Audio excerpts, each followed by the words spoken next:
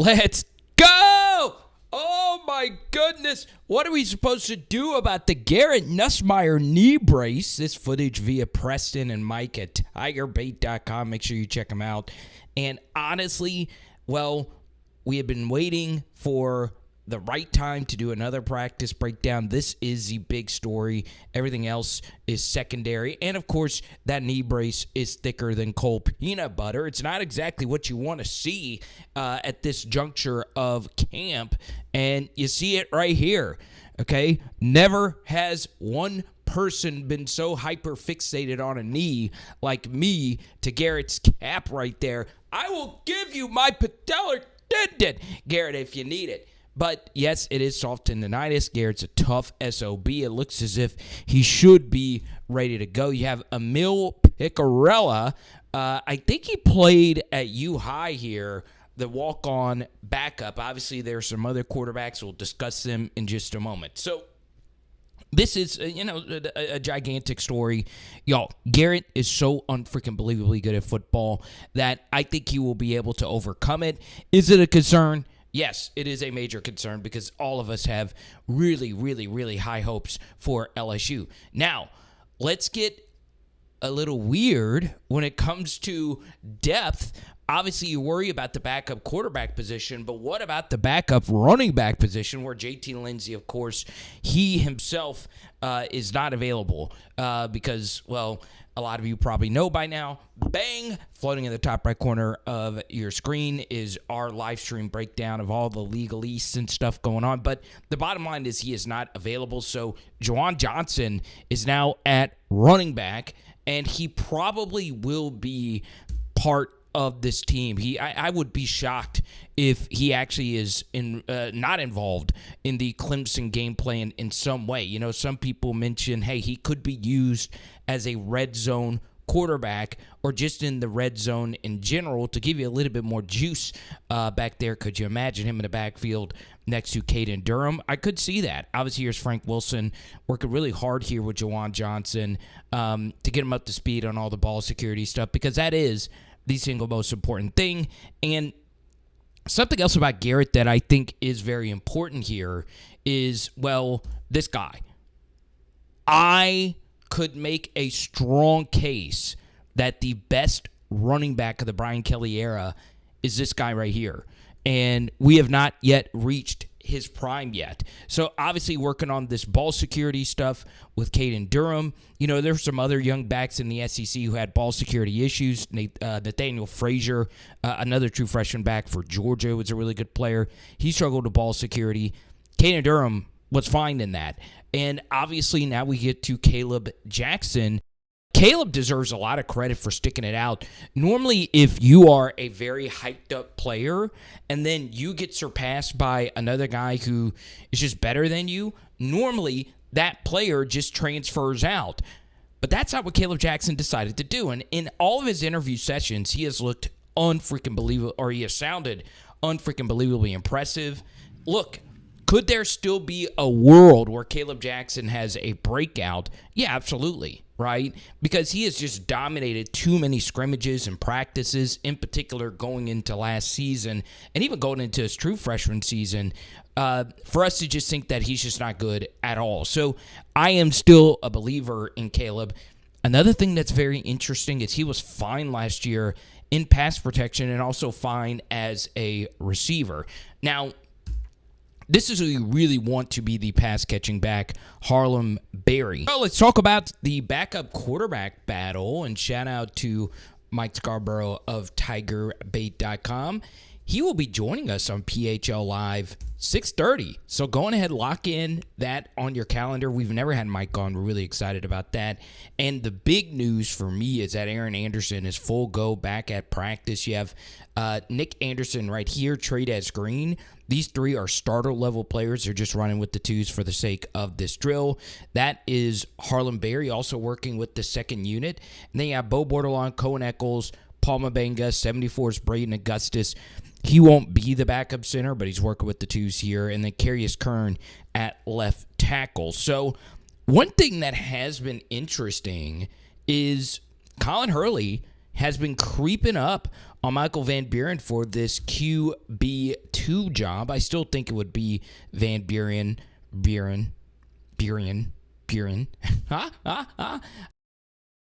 Speaking of bees, Barion Brown. This has just been a consistent theme throughout practice. He just keeps making plays, right? And that obviously is a very, very, very good thing. So another thing that we talked about recently, our guy Jason Max cutting up some good shorts regarding Trades Green. We just released one of our friend Blake Ruffino, another PHL guest. He's really high on Trades going into next season, calling him the best player on this team. Man, he becomes an even better player because normally when you're talking about the best player on this team, you're thinking as a receiver. But if he could be a lead blocker on a counter GY, this is what Alex Atkins in Florida State ran nonstop. Once again, I don't know if LSU is going to be a counter team. We really won't know that until we actually see the Clemson game unfold. But if Trades becomes this level of a blocker, let's chat some LSU defense. And before we get into the man that has dominated camp up to this point, let's talk about our friends at Labor Therapy Center. We only have a few more days to vote for them for the best Acadiana therapy clinic. And look, the first link is down below. You can win $250 just by voting for our friends at Labor Therapy Center, please, because they are helping us so much to make PHL the go-to place for LSU football analysis. So let's talk about Bernard Gooden has been a joy in every sense of the word to coach. He is high energy. Y'all probably hear him more than anyone on the field. This is the guy, right? Nonstop, every single practice, making huge plays in the backfield, right? It's ridiculous. Now, let's talk about the brain trust here. 2 LSU legends right here. Now, this is a legend in Kyle Williams, and this was a very, very, very good player in Jamarie Roscoe. Now, it's interesting. You normally don't see Jamarie Roscoe card collectors, but one of his former teammates came and bought my entire Jamarie Roscoe collection at the Shreveport Card Show, and I'll actually be set up at the Monroe Card Show coming up this weekend. Flyers right there. We'll have a setup, and it's only $2 to go. So it's going to be a freaking awesome showing. And if you wear a jersey or if you're a child, you get in free. So obviously you should come out in Monroe this Saturday. But one thing I really like about this, North Louisiana represent Shreveport and Ruston here. So shout out to Sean Fox. Shout out to all our North Louisiana supporters, right? We not only cover South Louisiana, we love the entire state. From Lafayette to Lake Charles. Love it. Now, Bernard Gooden, that's him. And I freaking loved using the shoots, right? Normally, for me, I mean, these shoots are things that defensive linemen just don't like at all. But what this is doing is helping your pad level so you can fire off low. You don't want to get too high or else your head is just bashing against this pole. Now, one thing I do like, and this was what I preferred as a defensive lineman, is using a football to simulate a snap. But for some reason, I don't know why. It might just be that they're trying to get as many reps in as possible. They're not using it here. They're just doing a go. But you can see right here they're working on their get-offs here. Pause. But, yes, there he is, number 88. I know a little bit of an obscure defensive lineman number, but there you go. That's who you need to remember right there. And you can see this is, I think, Brandon Brown right here, a true freshman. Walter Mathis, a true freshman playing the offensive line right here. And this defensive tackle group, that is Ahmad Bro. So this is his former high school coach right here. But honestly, it's just been the Bernard Gooden show, which is really impressive considering the defensive tackle room has been really good, all right? There's been so much buzz surrounding Dominic McKinley. Jacoby and Guillory has looked really good since he's come back from his injury. And then, of course, the spring star was Sadir Mitchell, number 99, the transfer from Texas. So I understand defensive tackle is somewhat viewed as a weakness on this team, but holy moly, It's been really, really, really fascinating that Gooden is just sucking all the oxygen out of this room, which is a really, really good thing. Okay, now we get to hear the offensive line. I don't know how much time we're going to spend here. It's just them working on getting up to the second level. Number 73 there, Ethan Callaway. You have Kari Lee right here. And let's see what we're doing here. Ori Williams alongside Josh Thompson. Okay. There we go. So obviously just working on your fits in the run game. And then let's see, this is obviously Trades Green blocking yet again. Okay. Good stuff. Bauer Sharp right there. 88 is someone that I think might be playing a bigger role on this team, Donovan Green. And Giovanni Peterson, a former walk-on, who's played probably a little bit more than you would think. So we'll see. You would like to think that the blocking of this tight end group is going to be better, considering Alex Atkins is an offensive line coach by trade. There's Destin Hill, number 2. Number 4 right there, obviously Anderson from Oklahoma.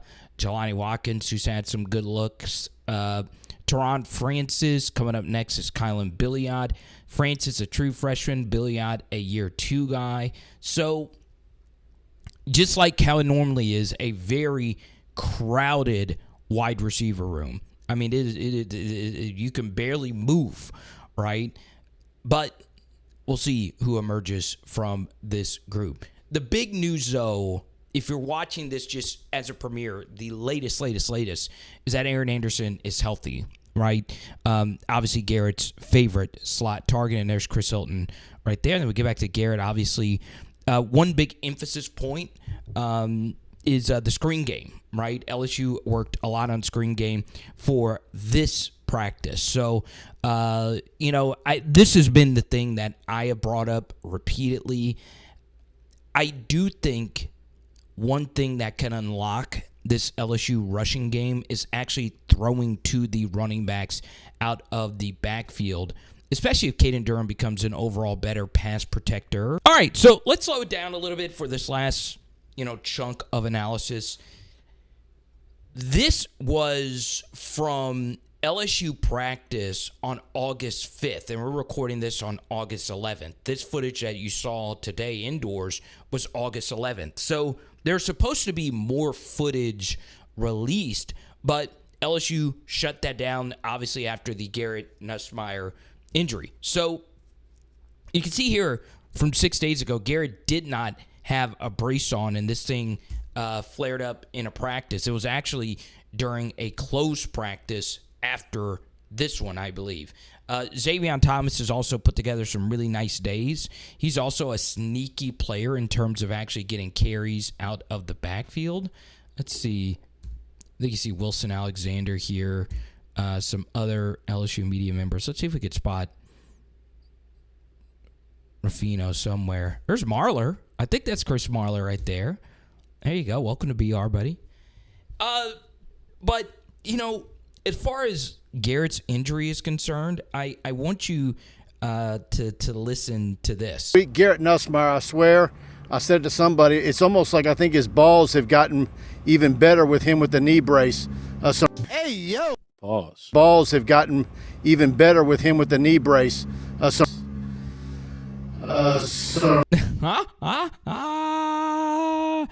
it. So once again, Mike Scarborough, the man who is telling us that Garrett is looking just fine.